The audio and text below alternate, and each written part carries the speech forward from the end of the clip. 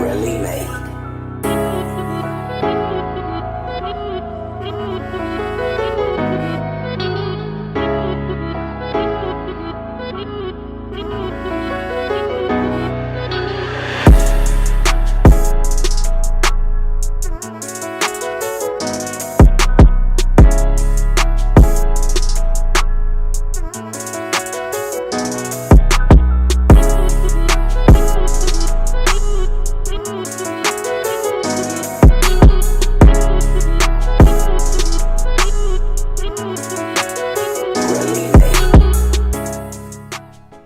It's FYF Sports, man. It's Lamont. We back here with another podcast episode.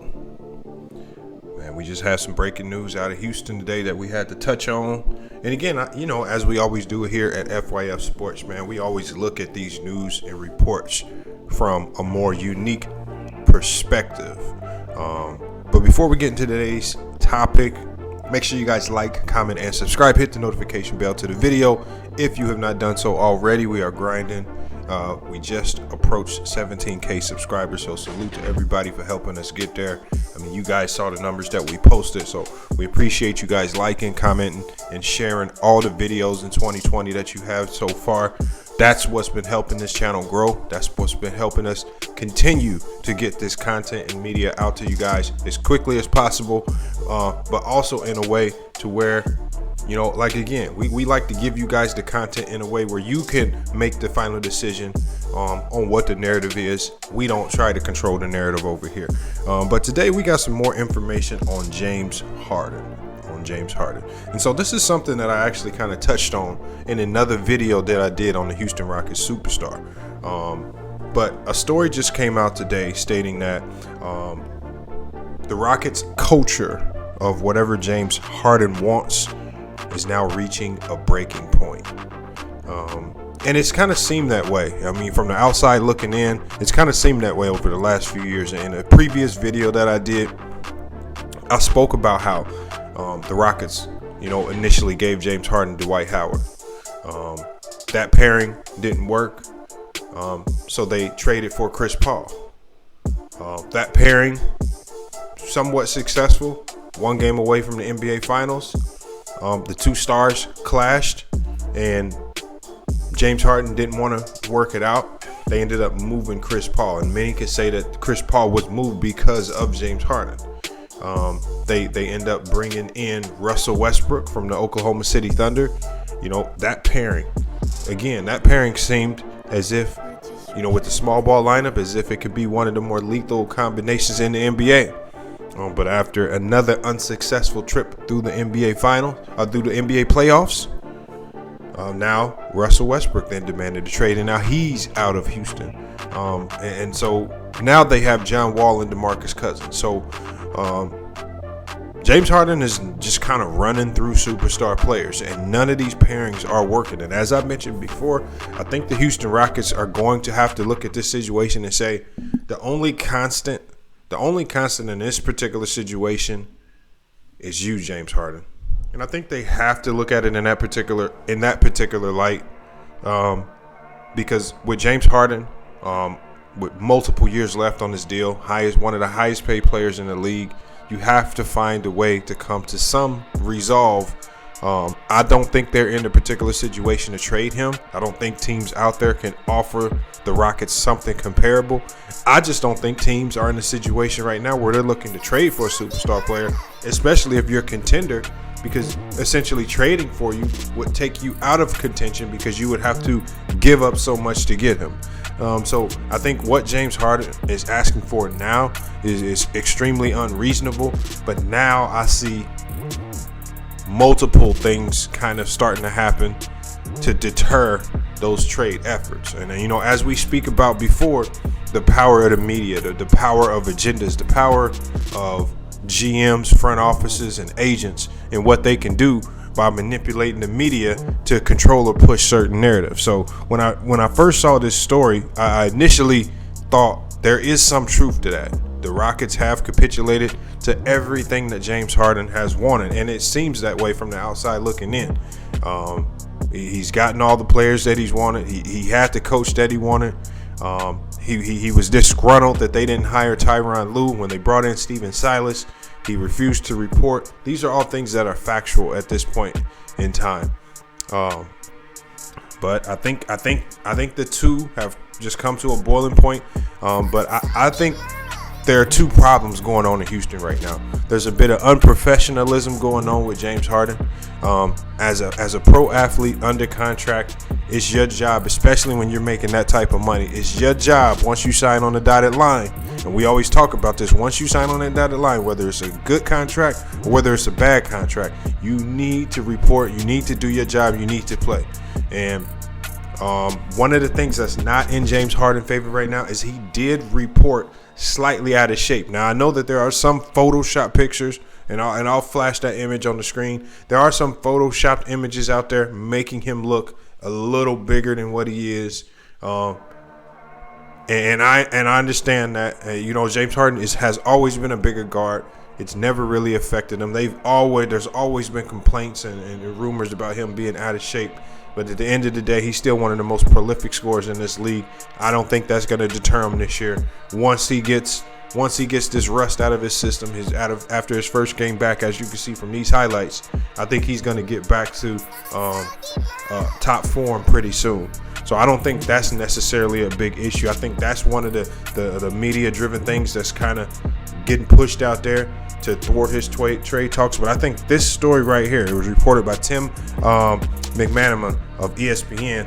It suggests that the Houston Rockets were giving James Harden a proverbial silver spoon, and that is now backfiring on the Rockets because, again, he cried a lot. He made complaints about other players. He made sure that certain guys were moved out so that they could have a certain types of rosters. And none of these combinations actually work to actually lead to a championship. And although he's the one that motivated some of these moves, he's not happy with the results. And so now you have more reports coming out from former coaches and staffers of the Houston Rockets. And I have a few quotes for you guys. They say, yeah, he's going to act up, a former Rocket staffer said. We have another quote says, he's never heard no before. Multiple Rockets officials acknowledged that the entire organization has been complicit in the culture that has been created over the past 8 years. Another quote, we know who the boss of the organization was, a former Rockets assistant coach said. That's just part of what the deal was when you go to Houston. The players, coaches, and GM and owner all know. Another quote, I don't blame James. I blame the organization. It's not his fault. He did what they allowed him to do. Again, much like every organization, Houston has given his franchise star the superstar treatment and allowed him to do whatever he pleases. And we saw that at the start of this season. Instead of preparing for the season, we saw that James Harden did not report.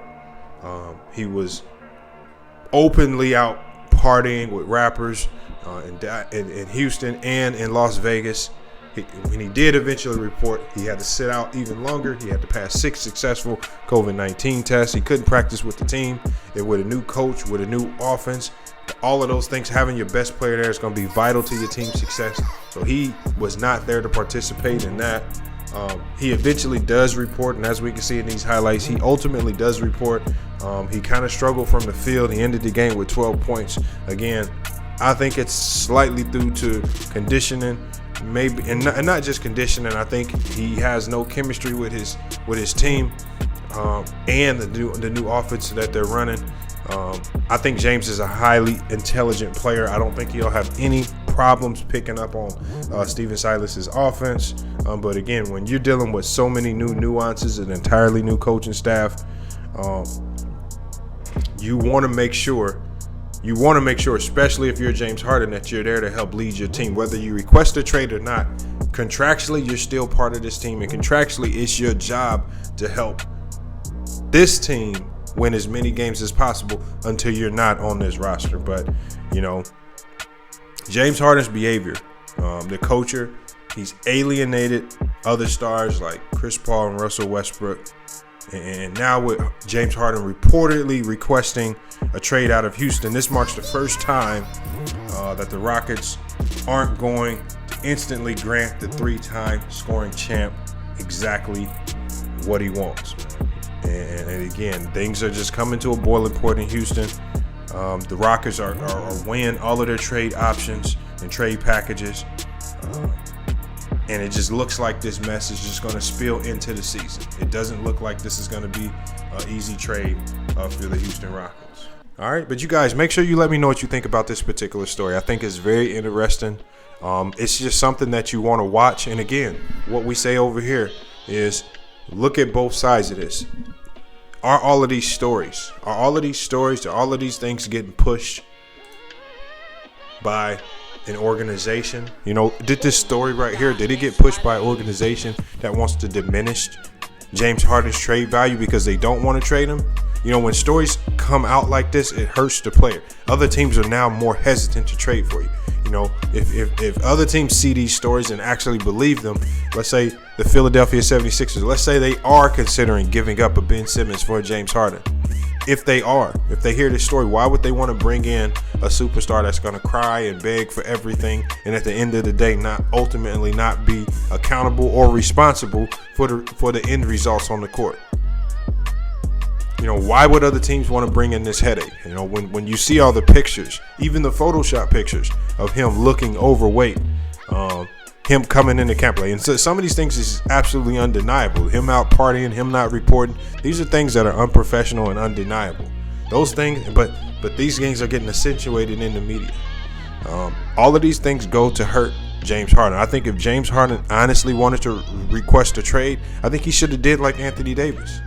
You know, Anthony Davis made it clear that he wanted to trade, but you know what he did? He showed up every night, and he not only showed up every night, he wanted to play. They just didn't want to play him. They would play him one half and sit him the other half. But at the end of the day, he was there to do his job, regardless of what was going on behind the scenes. And so I think James Harden is handling this a bit wrong. It's a bit childish if a lot of these reports are true. But again, there are some undeniable facts, and they all point towards James Harden being the culprit in these situations. I think he's doing more to damage his own reputation and his ability to get traded than anything. Maybe some of these teams, even contending teams, are more likely to pull the trigger if you actually show up and be professional amidst all the trade talks.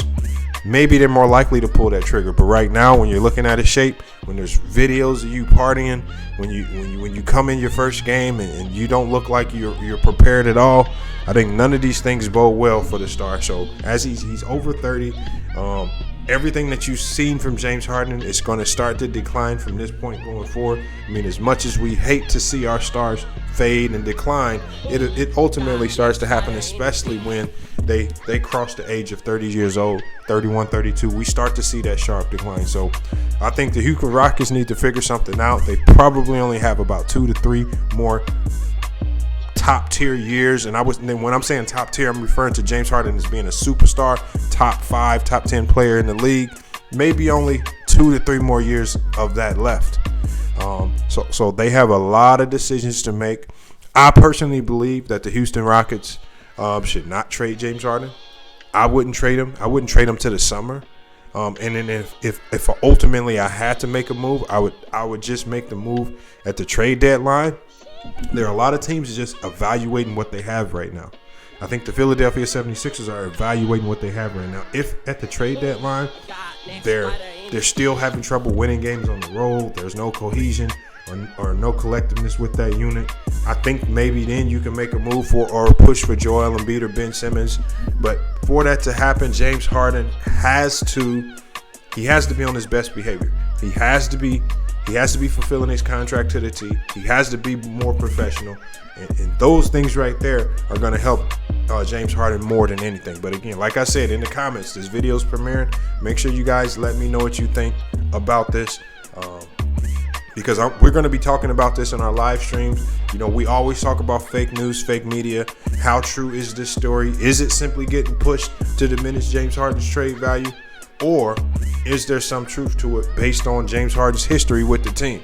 Again, that's the only and most open way to approach this situation, because at the end of the day, I don't want to have myself on tape bashing James Harden for a report that potentially may not be true, because I understand how the media works. And if you understand it from that way, again, for research, if you only use these reports for research purposes only, and you don't take everything as fact, again, you always open the door to change and correct your frame of thought, so that you can go into these debates on FYF Sports with the facts.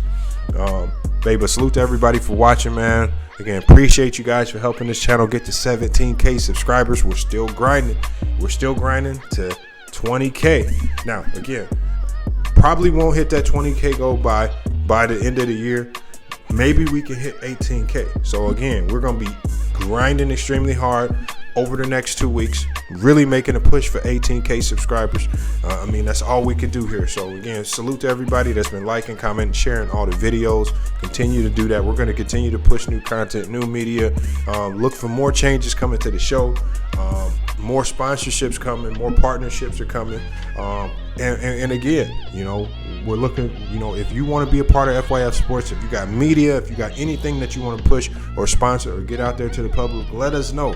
And we can get that information out for you. Maybe we can partner up with you. But like I always tell you guys, you want to jump on the FYF Sports train early. Do not try to jump on this train when we get to 200, 300, 400,000 subscribers, because then there's going to be a price tag with any partnership or venture that you want to do with it. So again, we love to collaborate with other channels, with other artists, whatever you do.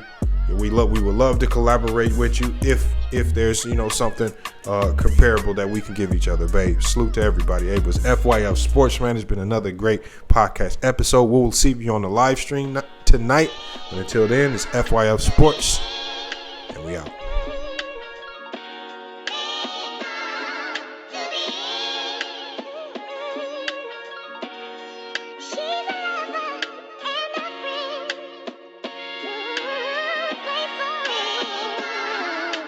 A god next fighter in his deep.